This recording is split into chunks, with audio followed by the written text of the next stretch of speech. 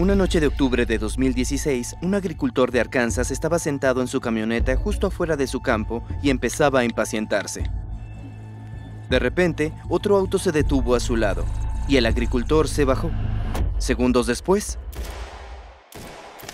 fue ultimado. El nombre del agricultor era Mike Wallace. No lo victimaron por dinero ni por tierras, sino por un herbicida. Un químico diseñado para eliminar malezas. Este herbicida sembró el miedo en las zonas rurales de Estados Unidos, enfrentando a los agricultores entre sí. Todo porque pertenecía a cierta compañía. Las políticas de esta empresa hacían que los agricultores se enfrentaran entre ellos y podían enviar matones a su puerta. Incluso si solo tenían las semillas equivocadas en su campo, podían mandarlos a juicio y llevarlos a la quiebra. En efecto, tenían un monopolio sobre las tierras de cultivo. Poseían más del 80% de las semillas plantadas en Estados Unidos. Y para conseguir el monopolio, manipularon el sistema legal, coludidos con funcionarios corruptos de la EPA. Manipularon evidencia científica. Parece que lo atraparon infraganti. Pero los químicos que producían destruyeron la salud de comunidades en todo el mundo. Este es un video sobre Monsanto, una de las empresas agrícolas más grandes del mundo. Nuestra investigación se basa en documentos, grabaciones y opiniones de terceros disponibles públicamente. Los enlaces de todas las fuentes están en la descripción. En 1942, un químico llamado Franklin D. Jones se hizo de un enemigo inusual: la hiedra venenosa. Sus hijos tenían una reacción muy violenta a la planta. Les salían erupciones e hinchazón intensas cuando rozaban la hiedra. Así que Jones buscaba una manera de eliminarla. Probó rociar la hiedra con hormonas, químicos que pueden regular las funciones de las plantas de la misma manera que lo hacen en humanos y animales. Esperaba que una de estas hormonas las aniquilara. Desafortunadamente, muchas no tuvieron efecto y otras solo hicieron que la hiedra creciera mejor. Pero un día, Jones notó que ciertas muestras comenzaron a presentar colores otoñales mucho antes de tiempo. Observó cómo los vibrantes colores se transformaban en formas retorcidas, y luego, en cuestión de días, estas plantas se marchitaron y murieron. Jones revisó el químico con el que las roció, y sorprendentemente era una hormona de crecimiento llamada 2,4-D, que es un ácido compuesto por un anillo de 6 carbonos e hidrógenos llamado anillo de benceno con una cola ácida. También hay 2 átomos de cloro en las posiciones 2 y 4 del anillo, razón por la cual se llama 2,4-D. Para mantener las cosas ordenadas no es necesario dibujar todos los carbonos e hidrógenos, pero ten en cuenta que ahí están. Jones se dio cuenta de que esta hormona sintética era increíblemente potente. En pequeñas cantidades estimulaba el crecimiento de la hiedra, pero si aplicaba una gran cantidad, el 2,4-D desencadenaba un crecimiento tan incontrolable e insostenible que la hiedra venenosa perecía en el proceso. De hecho, era un cáncer de plantas embotellado. Justo iba a decir cáncer de plantas. ¿Verdad? Fue lo primero que pensé. Lo más sorprendente era que solo afectaba a la hiedra. El pasto que la rodeaba apenas se veía afectado, como si fuera resistente al 2,4-D. Durante los siguientes 2 años, Jones realizó más de 100 experimentos, rociando el herbicida en muchas especies de plantas distintas, y lo que descubrió fue que el 2,4-D era muy selectivo. Eliminó malezas de hojas anchas como los dientes de león, la hierba gallinera y la hiedra venenosa, pero prácticamente ignoró los cultivos. La mayor parte del trigo, el maíz y la cebada no fueron afectados por el 2,4-D, ya que todas estas son especies de gramíneas. Para mejorar aún más esta selectividad, Jones probó químicos similares al 2,4-D. Descubrió que al añadir otro cloro al anillo de benceno, transformándolo en 2,4,5-T, el daño a las gramíneas era aún menor. Estaba ante un gran descubrimiento. Y es que hasta entonces los agricultores tenían 2 opciones para deshacerse de las malas hierbas: o las rociaban con químicos peligrosos como el arsénico o tenían que arrancarlas manualmente. Ninguna opción era buena, pero con 2,4-D y 2,4,5-T podían rociar todo su campo de cultivo y solo moriría la maleza.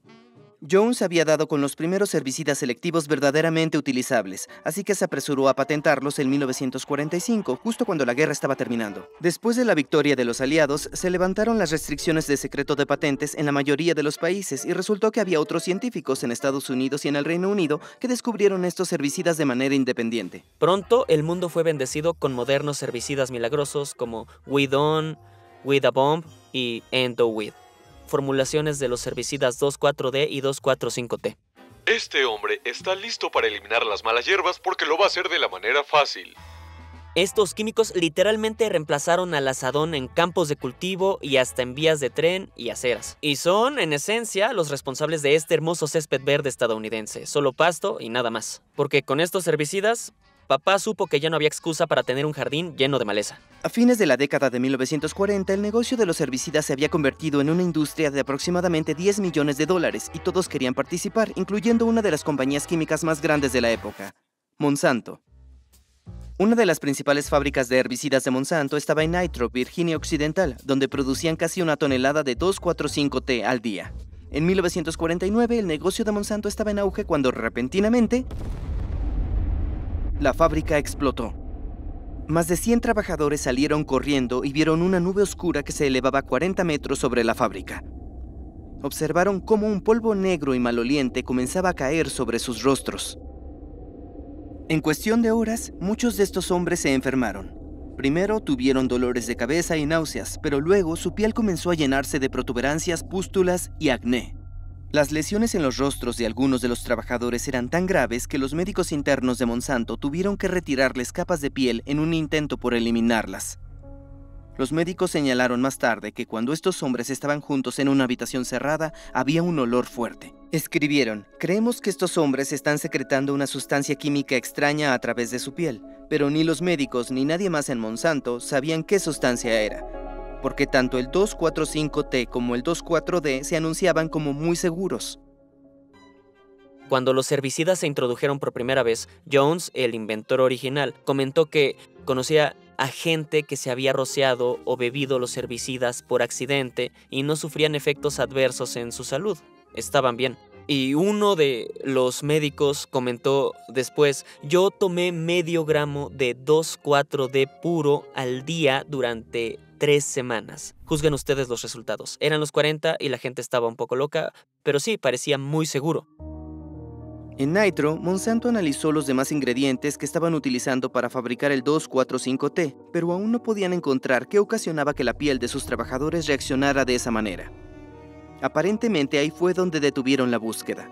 Sin un culpable, las condiciones en la fábrica prácticamente no cambiaron y Monsanto solo les ofreció a sus trabajadores una opción: seguir trabajando con 2,4,5-T o irse de ahí. Para muchos, eso en realidad no era una opción, ya que apenas había otros trabajos en la ciudad, así que la mayoría de los trabajadores se quedaron con algo dentro de la fábrica que los envenenaría durante años. Fue hasta 1957, 8 años después de la explosión, que un dermatólogo alemán, Karl Scholz, estaba tratando a pacientes con lesiones y acné de apariencia similar. No les sorprendieron los síntomas porque muchos de estos pacientes trabajaban en fábricas de 2,4,5-T alrededor de Hamburgo.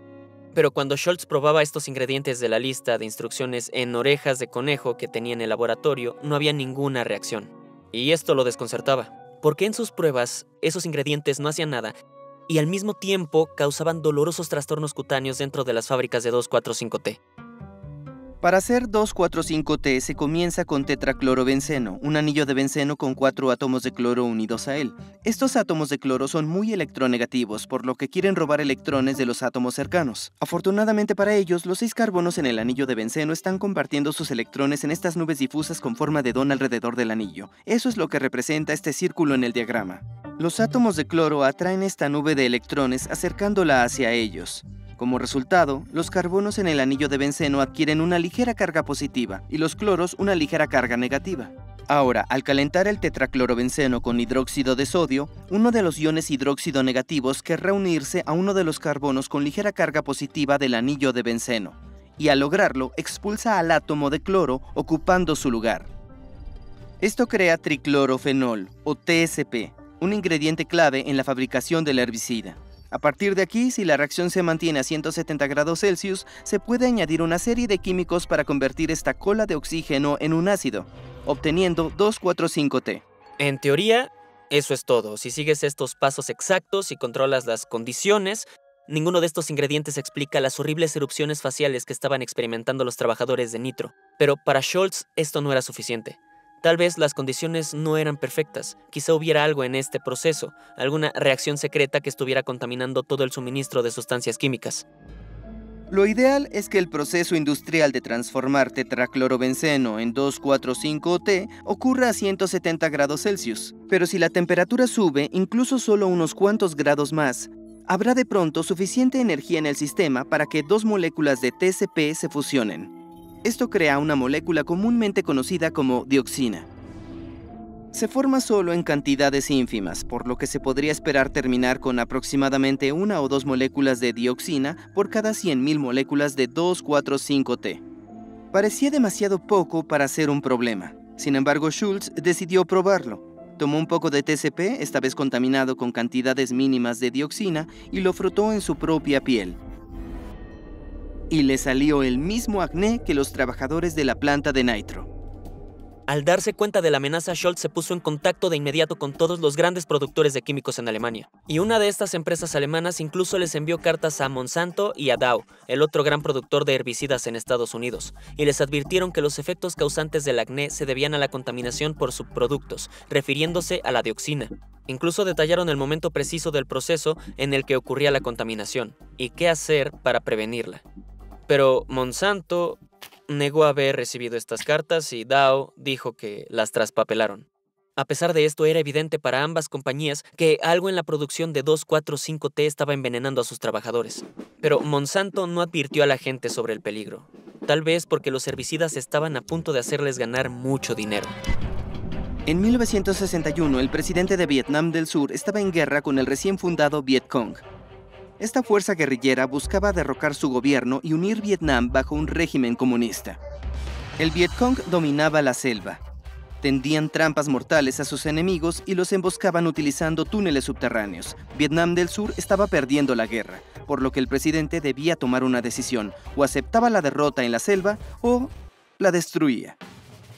Se puso en contacto con su aliado, Estados Unidos, y le pidió ayuda. Y muy pronto llegaron volando con miles de barriles de herbicida. Así comenzó la operación Ranch Hand. El herbicida que eligió Estados Unidos fue el agente naranja, una mezcla al 50% de 2,4-D y 2,4,5-T suministrado por los mayores fabricantes de productos químicos de Estados Unidos. El proveedor más grande por volumen fue Monsanto. El agente naranja arrasó con Vietnam del Sur, destruyendo el 20% de las selvas. Y tanto civiles como soldados de ambos bandos fueron rociados también, en su mayoría por accidente.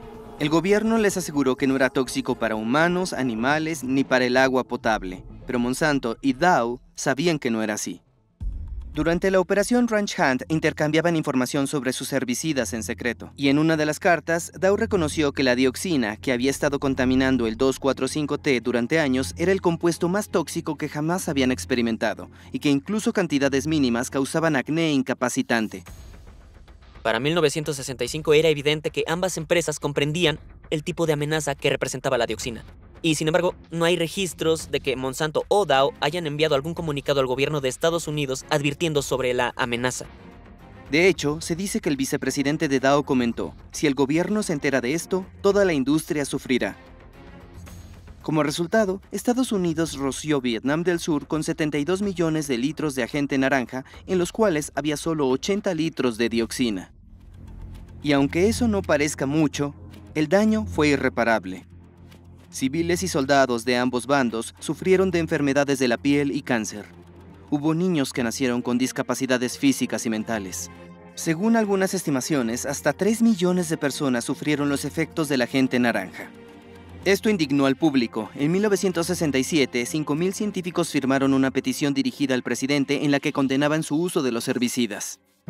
Y Monsanto también estaba bajo escrutinio, porque los reguladores estaban empezando a darse cuenta de la dioxina contenida en 2,4,5-T. El herbicida estaba a punto de ser eliminado, lo que comprometía sus resultados financieros. Monsanto necesitaba un milagro, y lo necesitaba rápido.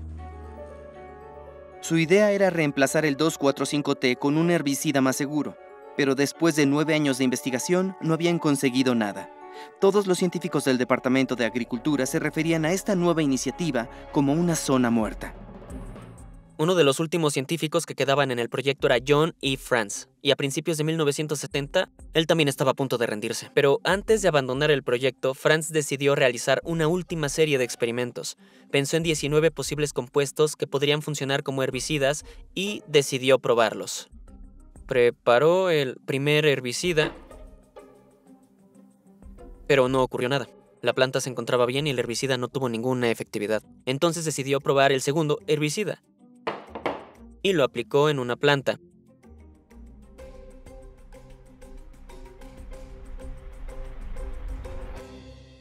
Era 10 veces más potente que cualquier herbicida que el equipo hubiera visto antes. Y supuestamente hacía que las plantas se volvieran súper desagradables. Eso fue asqueroso. Este compuesto milagroso era el glifosato, un grupo ácido fosfónico en un extremo y un grupo carboxilo en el otro, con un grupo de nitrógeno, hidrógeno o amino en el medio. Para asegurarse de que fuera comercialmente viable, Franz y sus colegas organizaron pruebas en estos campos al aire libre, y cuando uno de los científicos regresaba a estas zonas de prueba, vio los resultados desde el avión. Era claro como el agua. Todo lo que pudo hacer fue escribir Eureka en el informe de desempeño.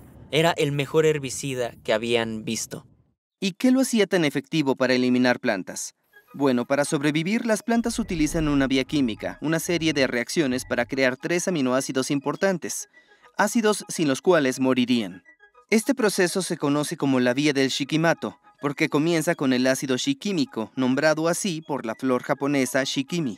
Durante uno de los pasos, 2 ácidos, S3P y PEP, necesitan transformarse en un tercer compuesto, pero solo pueden hacerlo con la ayuda de una enzima llamada EPSPS, que cataliza la reacción y ayuda a que las 2 moléculas se combinen. Sin embargo, si el glifosato está presente durante esta reacción, comenzará a imitar el PEP, ya que tienen una geometría muy similar. Y debido a eso, el glifosato se unirá primero al EPSPS, impidiéndole actuar como catalizador. Ahora los ácidos no pueden transformarse y toda la vía del Shikimato se destruye. Sin ella, no hay aminoácidos y la planta muere. Lo importante es que la vía del Shikimato es exclusiva de las plantas y de organismos como bacterias y hongos. Los humanos y los animales no la tienen. De hecho, necesitamos consumir alimentos que contengan estos 3 aminoácidos. Pero para Monsanto esto era una buena noticia porque podían promocionar que el glifosato ataca una enzima que se encuentra en las plantas, pero no en los humanos ni animales. Después de décadas de productos tóxicos, Monsanto finalmente tenía uno del que tenían la certeza de que era seguro. Y las investigaciones también demostraban que después de rociar glifosato, los microorganismos en el suelo lo descomponen en subproductos seguros. Era biodegradable. El glifosato era perfecto, así que sin perder tiempo, lo lanzaron al mercado. En 1974, Monsanto tenía un nuevo herbicida exitoso: Roundup. Roundup es mejor. Penetra en la planta para matarla, desde las hojas a las rizomas. Mis raíces están muy mal. Hank. Roundup, sin raíces, sin maleza, sin problema. A los granjeros les encantó porque, a diferencia del 2,4-D, el glifosato eliminaba todas las malezas, no solo las de hojas anchas, sino también las gramíneas. Les permitía practicar algo llamado cultivo sin labranza. Normalmente, para deshacerse de las malas hierbas hay que arar todo el campo antes de plantar cualquier cosa, y eso dañaba el suelo y además era mucho trabajo.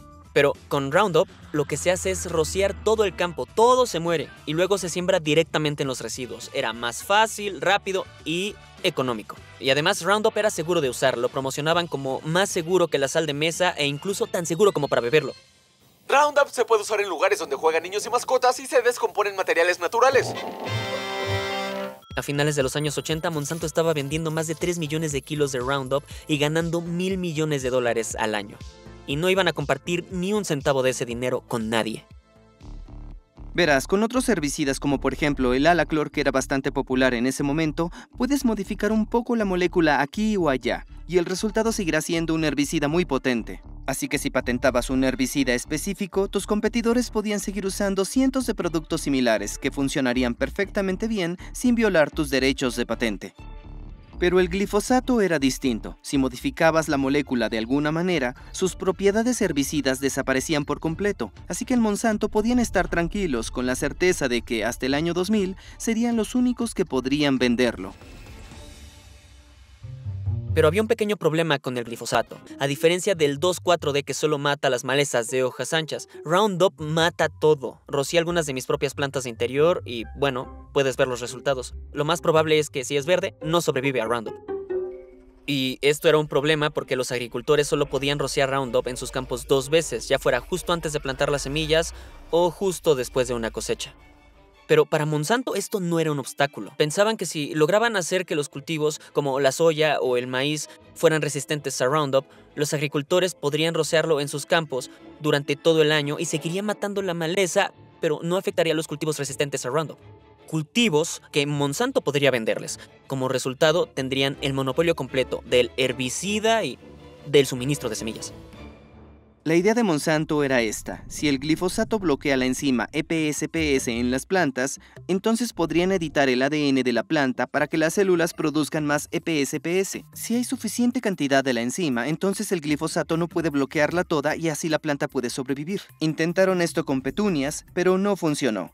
Las flores sobrevivían a una pequeña cantidad de Roundup, pero una dosis normal las mataba.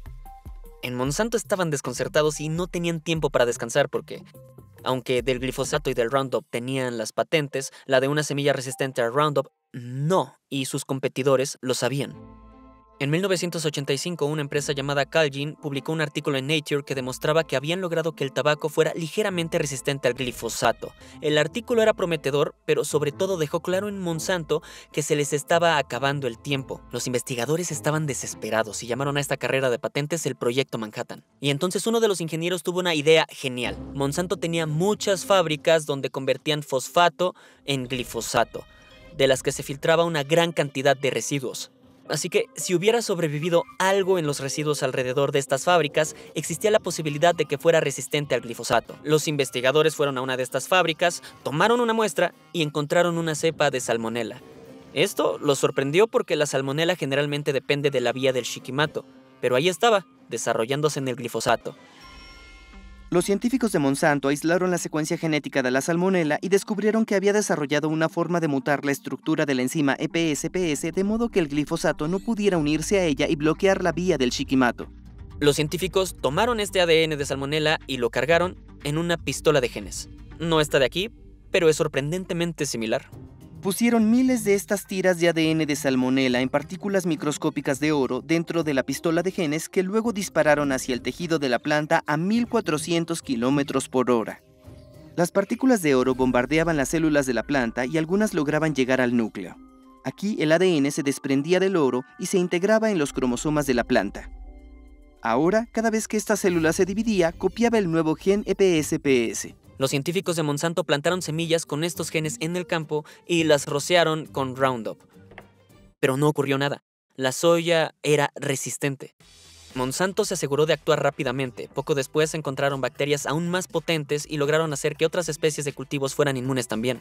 Y para 1998 ya tenían patentes para canola, maíz y algodón resistentes al glifosato. A esta línea de semillas transgénicas la llamaron Roundup Ready. Estas semillas Roundup Ready dominaron el mercado inmediatamente. Ya en el 2001, más del 70% de toda la soja cultivada en Estados Unidos era de Monsanto. Roundup le generaba más de 2.500 millones de dólares al año. Fue el producto agrícola más vendido de la historia. Todos los agricultores podían sumarse a esta revolución de Roundup más Roundup Ready con solo firmar el acuerdo de uso de tecnología de Monsanto. Tengo uno de estos acuerdos de 2011 aquí y solo voy a leer algunos términos. El agricultor o granjero que acepta y desea utilizar estas semillas se compromete a no guardar ni limpiar ningún cultivo producido a partir de la semilla para su siembra y también se compromete a no suministrar a nadie la semilla derivada de la semilla para su siembra. Es decir, no puedes guardar las semillas que compraste el año pasado para plantar este año y tampoco puedes compartir o vender tus semillas a nadie más. Aquí hay otro. El agricultor acepta identificar y permitir que Monsanto y sus representantes accedan a las tierras cultivadas por el productor o agricultor, lo que le permite a Monsanto examinar y tomar muestras de los cultivos, los residuos de cultivos y las semillas que ahí se encuentran. Y uno más. El agricultor acepta los términos del siguiente requisito de notificación al firmar este acuerdo o al abrir una bolsa de semillas. O sea que aceptas estos términos con solo abrir una bolsa de semillas. ¿Los agricultores no podían simplemente decidir no usar las semillas y el herbicida de Monsanto? La cuestión es que si tienes semillas Roundup Ready y las rocías con Roundup, todo va a estar bien de tu lado. Pero si tu vecino no tiene semillas Roundup Ready y tu herbicida alcanza a llegar a su lado, va a matar a sus plantas. A los vecinos les preocupaba que sus cultivos se fueran a perder, así que también adquirieron Roundup Ready y en poco tiempo Monsanto controló todo el mercado. Y el control no terminaba ahí. Como recuerda un productor de semillas de Ohio, los vendedores de Monsanto le decían a la gente que o firmaban o quebrarían en los siguientes 2 años. Monsanto iba a dominar toda la industria de semillas y nadie podía hacer algo al respecto. Cientos de miles de agricultores firmaron el acuerdo y no era uno bueno. Una noche, a finales de julio de 2004, un agricultor de Indiana llamado Dave Runyon estaba tranquilo en casa cuando 2 hombres llamaron a su puerta. Me hicieron creer que estaban realizando una encuesta para una revista. Querían saber qué tipo de cultivos plantaba, querían saber qué tipo de herbicidas usaba, las semillas que compraba y usaba. A Runyon no le interesaba, así que cerró la puerta y escuchó a uno de los hombres decir, «Creo que es culpable». Runyon no sabía a qué se referían, pero unos meses después recibió una carta de Monsanto diciendo que tenía 7 días para entregar todos sus registros comerciales a la empresa. Se sorprendió porque Runyon era uno de los pocos agricultores que nunca firmó un contrato con Monsanto y, sin embargo, ahora lo querían demandar por infracción de patentes. Aparentemente, alguien había informado a Monsanto de que Runyon había estado replantando sus semillas ilegalmente, y agricultores de todo el país estaban recibiendo cartas del mismo tipo. De verdad es difícil exagerar lo mucho que Monsanto intentaba controlar a los agricultores. Enviaron detectives privados y expolicías a inspeccionar granjas por todo Estados Unidos, que les restregaban en la cara a los agricultores los términos y condiciones del contrato para poder entrar a sus propiedades. Contrataron pilotos de aviones y helicópteros para sobrevolar las tierras de cultivo en busca de indicios de infracción. Las demandas, las amenazas, ¿cómo puede la gente enfrentárseles? Y hasta tenían una línea directa, 1-800 Roundup, a la que los agricultores podían llamar para delatar a sus vecinos. Todavía existe 1-800 Roundup. ¿Los vas a llamar? Creo que lo tengo bien. Si tiene información sobre el uso indebido de semillas o problemas de cumplimiento, pulse 3. Este número de teléfono ya existía en la época en la que estamos hablando, donde la gente podía delatar a su vecino. Como dice el mismo Runyon, actualmente hay mucha desconfianza en el campo. Nunca sabes quién podría denunciarte. Incluso alguien podría plantar intencionalmente semillas no autorizadas en el terreno de otro si quisiera destruirlo. En 2010, Monsanto respondió a las preocupaciones de los agricultores sobre estas investigaciones y emitió una declaración de compromiso respecto a sus patentes. Mencionaban su compromiso con la transparencia y el comportamiento ético, que se presentarían adecuadamente con una identificación visible y que no ejercerían sus derechos de patente cuando solo hubiera presentes cantidades mínimas de sus semillas en el campo de un agricultor. Y aunque Monsanto finalmente dejó ir a Runyon, para el año 2013 habían demandado a más de 400 agricultores, recaudando más de $20 millones. Muchos de estos agricultores se declararon en quiebra y otros tantos llegaron a acuerdos con Monsanto extrajudicialmente, aun si eran inocentes, pues no podían permitirse los costos legales. En algún momento incluso tuvieron influencia en las estaciones de radio, las cuales mencionaban al aire el nombre de las personas que estaban guardando semillas Roundup. Suena como un super plan de villano, ¿verdad? Sí, bueno, la gente comenzó a llamarlos Monsatán. Esa cultura de miedo y paranoia hizo que los vecinos se enfrentaran entre ellos, especialmente en comunidades en las que los agricultores no querían usar el sistema de herbicidas de Monsanto. Uno de esos agricultores era Mike Wallace. Mike tenía un campo de soya aquí que no era resistente al herbicida de Monsanto, pero su vecino, que también cultivaba soya, sí usaba el sistema de Monsanto. Hay que aclarar que este herbicida no era el glifosato, era otro producto herbicida de Monsanto llamado dicamba, pero también estaba en el paquete del sistema Roundup y Roundup Ready. Un día, Mike notó que parte de su soya estaba muriendo y sospechó que debía ser el herbicida de la granja vecina, que había alcanzado y matado su cultivo. Y estaba seguro de eso porque la maleza debajo de la soya del vecino estaba muriendo, supuestamente a causa del herbicida, y consideraba que esto le había causado unos $100,000 en daños, pero el vecino negó que fuera su culpa. La tensión entre las dos granjas aumentó, por lo que Mike quiso hablar con uno de los trabajadores de la granja para discutir la situación. Se encontraron en un camino rural cerca de ambos campos y lo que pasó después no está claro. Las cosas se pusieron feas muy rápido. Supuestamente Mike agarró del brazo al trabajador, por lo que este se echó hacia atrás, sacó su pistola y le disparó a Wallace hasta vaciar el arma. Tragedias similares estaban ocurriendo en todo el mundo. Monsanto se había infiltrado en comunidades agrícolas de la India, Argentina, Canadá, Brasil e incluso Vietnam. En la década de 2010 ya eran un monopolio casi intocable. Y de repente, el 20 de marzo de 2015, un panel científico independiente llamado Agencia Internacional para la Investigación del Cáncer, o IARC, publicó esto. Un artículo que decía que el glifosato probablemente sea cancerígeno para los humanos. El herbicida más popular del mundo podría causar cáncer. La IARC clasifica el glifosato como un probable carcinógeno. Daño a los cromosomas y al ADN en células humanas. Esto le cayó de sorpresa a todos, especialmente a Monsanto. No saben cómo la IARC pudo llegar a una conclusión como esta. Otras grandes organizaciones de la salud como la Agencia de Protección Ambiental de Estados Unidos, la EPA, e incluso la Organización Mundial de la Salud, que de hecho es de quien depende la IARC, afirmaron que el glifosato no representaba ningún riesgo de cáncer para humanos y animales.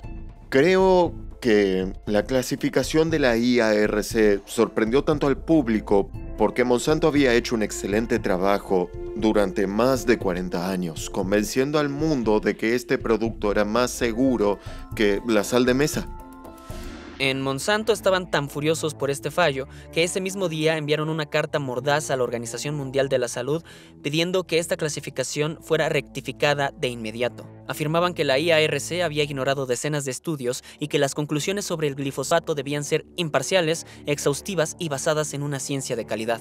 Poco después se publicaron 5 informes de revisión que criticaban duramente la clasificación de la IARC y cuestionaban su decisión. Pero ¿por qué la IARC estaba en desacuerdo con los demás organismos? ¿Y por qué habían ignorado tantos estudios? Esa es precisamente la pregunta que el abogado de California, Brent Wisner, quería responder. Wisner había estado investigando a Monsanto desde hacía un tiempo. Al parecer, Roundup estaba causando una disminución en la población de abejas y pensó que podría presentar un caso al respecto. Pero un día, una de sus colegas le comentó que su primo político había usado Roundup en su granja desde que ella tenía memoria. Y después él y su perro desarrollaron linfoma no Hodgkin o LNH, un tipo de cáncer que afecta al sistema linfático. Y murió a finales del 2015. No dejó de usarlo hasta que estaba demasiado débil para hacer algo. No pensaba que Roundup presentara un peligro. El informe de la IARC, que salió diciendo que el glifosato es un probable carcinógeno, en realidad señaló que la evidencia más sólida era para el linfoma no Hodgkin. Y cada vez aparecían más informes sobre usuarios de Roundup a los que se les diagnosticaba LNH. Parecía más que una simple coincidencia. Wisner pensó que tenía un caso, pero Monsanto era un gigante corporativo al que no podía enfrentar solo, así que se asoció con otros abogados y una periodista de investigación que había estado informando sobre Monsanto durante décadas. Hay mucho de qué escribir. Pasé mucho tiempo en la oficina central de Monsanto. Era evidente que a esta empresa realmente no le importan sus clientes. Sí. Ok. Juntos, este grupo de abogados inició una demanda contra Monsanto y los obligaron a entregar los documentos de la empresa. Monsanto tuvo que cumplir, y los abogados tuvieron acceso a sus correos internos, memos y estudios de seguridad. Decir una cosa en público y algo completamente distinto internamente. La hipocresía, el engaño, es que eso es de verdad sorprendente. En 1983, Monsanto presentó ante la EPA un estudio de toxicología del glifosato para que se clasificara como seguro, pero la información mostraba que los ratones que recibían dosis más altas de glifosato desarrollaban tumores raros en los riñones. La EPA obviamente estaba preocupada por eso y querían clasificar el glifosato como un posible carcinógeno humano, por lo que le pidieron a Monsanto que realizara más estudios. Y Monsanto se opuso a eso. No, tienes que confiar en lo que te decimos porque estás interpretando mal los datos, etcétera, etcétera. Monsanto no quiso cumplir y se opuso a la EPA hasta 1989, cuando la EPA cambió de opinión repentinamente. Dijeron que en ese momento no se requería repetir el estudio de oncogénesis en ratones. En cambio, en 1991, la EPA clasificó el glifosato como una sustancia sin evidencia de ser carcinogénica para los humanos. La preocupación por el cáncer en ratones nunca se hizo pública, y esta nueva clasificación sin duda ayudó a impulsar las ventas de Roundup, al menos hasta que se publicaron más investigaciones independientes. Uno de los estudios más influyentes sobre Roundup se publicó en el año 2000. fue la evaluación de seguridad y el análisis de riesgo para los humanos del herbicida Roundup y su ingrediente activo, el glifosato, conocido simplemente como Williams, Cruz y Monroe, por sus autores. Este artículo fue la referencia sobre la seguridad del glifosato que concluyó que el herbicida Roundup no representa un riesgo para la salud humana. Se citó este artículo más de 1200 veces, que es bastante. Y los reguladores del artículo de investigación fundamental consideraron entonces que el glifosato era seguro según este artículo independiente. Salvo que el artículo no era independiente en absoluto. Verás, en el documento se mencionaba al director del grupo de toxicología de Monsanto, William Haydens, como alguien que proporcionó apoyo científico. En una declaración de 2017, Wisner y sus colegas decidieron preguntarle a Haydens al respecto. ¿Sus contribuciones al artículo Williams fueron, en su opinión, sustanciales? No lo fueron. Como te dije, fueron editoriales solo para facilitar la lectura. Pero internamente así es como Haydens se refería a su participación en el artículo. Me han salido muchas canas mientras escribía esto. O voy a ahorcar a Cruz o a Williams si me piden una revisión. Y mucho después, mantendríamos los costos bajos si nosotros nos encargáramos de la redacción y ellos solo editaran y pusieran sus nombres, por así decirlo. Recuerden que así es como tratamos con Williams, Cruz y Monroe. Y celebraron cuando terminaron. En sus documentos internos dicen cosas como: esta va a ser nuestra defensa, glifosato en todo el mundo. El patrón de manipulación de Monsanto estaba apareciendo en todas partes. Intentaron cambiar la clasificación del glifosato como cancerígeno en diferentes organismos. Al parecer conspiraron con funcionarios corruptos de la EPA para acabar con las investigaciones contrarias y redactaron estudios de seguridad anónimos. A mediados de 2017, Wisner hizo públicos todos estos documentos internos, ahora conocidos como los papeles de Monsanto. La gente estaba furiosa. Documentos recién publicados revelan que ejecutivos de Monsanto conspiraron con funcionarios corruptos de la EPA, quienes intentaron influir en los medios y los informes científicos. Parece que Monsanto lo atraparon infraganti. Tenemos una pista de documentos que se remonta a la época de 1980. El riesgo para Monsanto es demasiado alto. Muy pronto, los abogados se encontraban desbordados de llamadas de pacientes con cáncer que usaron Roundup y fueron diagnosticados con LNH. Querían participar en la demanda. Al final del año, más de 3,000 víctimas se habían sumado al caso. Sin embargo, Monsanto intentó por todos los medios desmantelar las acusaciones de que su producto era carcinógeno. ¿Recuerdas los 5 artículos independientes que criticaron la decisión de la IARC de clasificar el glifosato como un probable carcinógeno? Pues el principal artículo de revisión fue escrito realmente por Monsanto. Se puede ver cómo personas que trabajaban en Monsanto editaban y modificaban ese artículo. Y ha sido frustrante ver cómo las revistas, básicamente en todo momento, se niegan a retractarse. Ese artículo todavía está en internet y Monsanto hizo lo posible por desacreditar a cualquiera que se opusiera a ellos, con una estrategia llamada no dejar pasar nada. No dejar pasar nada era eso, no dejar pasar nada. Si alguien retuitea que Roundup causa cáncer, no lo dejan pasar. Hay una avalancha de personas respondiendo a eso. Tenían operaciones de capacitación a donde llevaban nutricionistas, académicos y otras personas para capacitarlos sobre qué decir y cómo decirlo. No creo que el glifosato en Argentina esté causando un aumento de cáncer. Puedes beber 1 litro entero y no te hará daño. ¿Quieres beber un poco? Tenemos aquí. Claro que sí, me encantaría. Bueno, en realidad no, pero... ¿En realidad no? Sé que no me haría daño. Si quieres, pues aquí tengo glifosato. No soy tonto. Pero se convirtieron en un ejército que Monsanto podía desplegar cuando, por ejemplo, salía una noticia. Vamos a recibir comentarios debajo de este video que los haya escrito Monsanto. No me sorprendería. Pero toda la confusión que Monsanto intentó crear en torno al glifosato no fue suficiente. Para el verano del 2018, la verdad ya había salido y más de 11,000 personas pusieron demandas contra Monsanto. Esto iba a destruirlos, pero por desgracia, Monsanto tenía un plan de escape. Justo cuando comenzaba la primera demanda en su contra, firmaron un acuerdo de adquisición con el gigante de productos químicos alemán Bayer. Monsanto cobró, los ejecutivos se fueron campantes y Bayer se quedó con el problema. ¿Por qué Bayer compraría Monsanto si es tan obvio que tienen miles de demandantes esperando un veredicto? ¿Por qué una empresa haría algo así? Bueno, yo creo que esa es la pregunta que los inversionistas están haciendo o se hicieron. ¿Por qué demonios hicieron eso? ¿Por qué hicieron eso? Creo que fue el Wall Street Journal el que sacó un encabezado que decía la peor adquisición de la historia o algo así. Las acciones de Bayer se desplomaron inmediatamente después de la adquisición y las cosas solo empeoraron. Unos meses después, el primer caso contra la empresa Monsanto Bayer llegó a juicio. El demandante era Dwayne Lee Johnson, quien desarrolló linfoma no-Hodgkin después de haber sido rociado accidentalmente con Roundup en el trabajo. El jurado, ante las pruebas presentadas en los papeles de Monsanto, apoyó a Johnson y le otorgaron $289 millones por daños, y Bayer tuvo que pagar. Para el 2025, Bayer tuvo que resolver más de 100,000 demandas por cáncer debido a los daños causados por el herbicida Roundup de Monsanto, sumando más de $10,000 millones en compensaciones. Monsanto, que ahora es propiedad de la alemana Bayer, niega haber hecho algo malo. Y no aceptan que Roundup podría haber causado el cáncer de los demandantes. Entonces, después de toda esta publicidad y escándalo, ¿qué tan peligroso realmente es Roundup? Siempre me he preguntado, si no causa cáncer y no es peligroso y no hay un riesgo real para la salud humana, ¿por qué Monsanto se molestaría en gastar millones y millones de dólares para hacer estudios escritos por terceros y contratar empresas de relaciones públicas para redactar artículos en Internet? O sea, ¿por qué tendrías que recurrir a tantos engaños si realmente tuvieras un producto seguro? ¿No? Bueno, según la IARC, una de las mayores preocupaciones con el glifosato es la genotoxicidad. Algunos estudios han demostrado que si te expones en exceso al glifosato, como lo hacen muchos agricultores, esta sustancia química podría dañar considerablemente el ADN de tus células, lo cual es un mecanismo de acción común en muchos carcinógenos. Y otros estudios, de hecho, han señalado la vía del Shikimato. Recuerda, nosotros no la usamos, pero las bacterias en nuestro intestino sí. Así que si ingieres pequeñas cantidades de glifosato, por ejemplo, a través de alimentos, podría alterar el microbioma de tu intestino.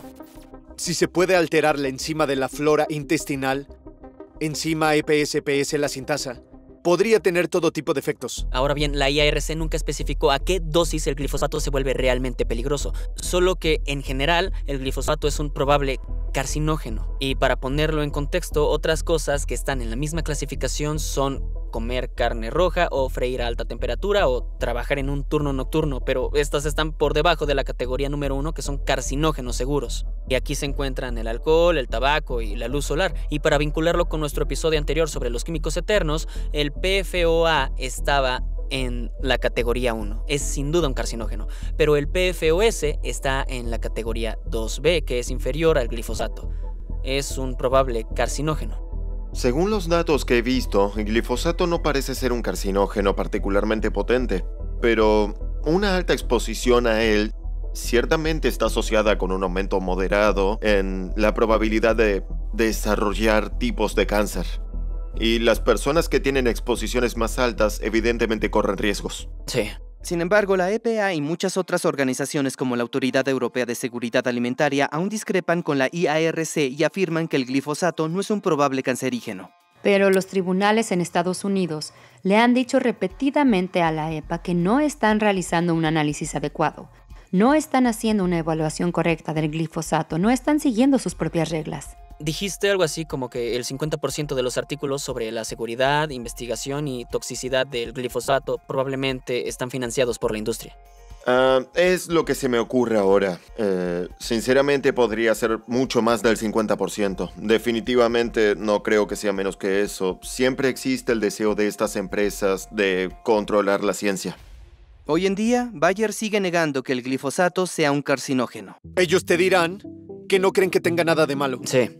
Cuando salió mi libro, Bayer se puso en contacto conmigo. Me enviaron un correo, fue algo extraño. Fue como: felicidades, leímos tu libro y aprendimos mucho. Creo que Bayer piensa distinto.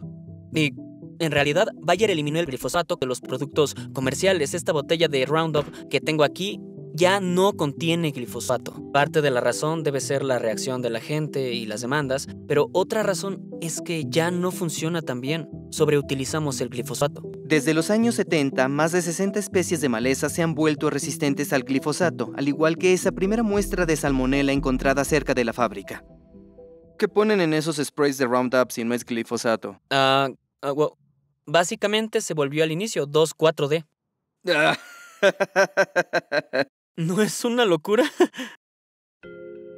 Bueno, a mucha gente nunca en su vida le va a afectar en lo más mínimo el glifosato.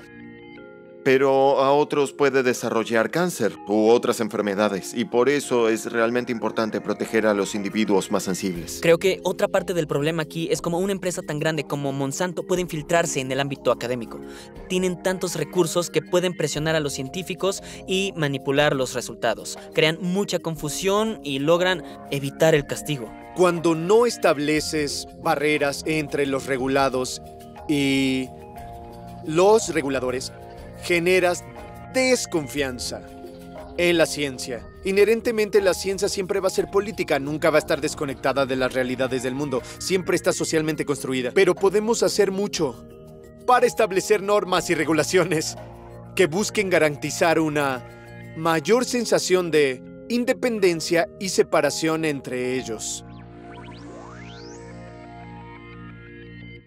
Quiero mencionar 2 libros, The Monsanto Papers de Carey Gillam y Seed Money de Bart Elmore. Ambos fueron increíblemente valiosos en la investigación de este tema. Y también quiero agradecer a las personas en los comentarios de nuestro video anterior sobre PFAS que sugirieron que deberíamos hablar de Monsanto. Gracias por proponer esa idea. Y gracias, como siempre, por vernos.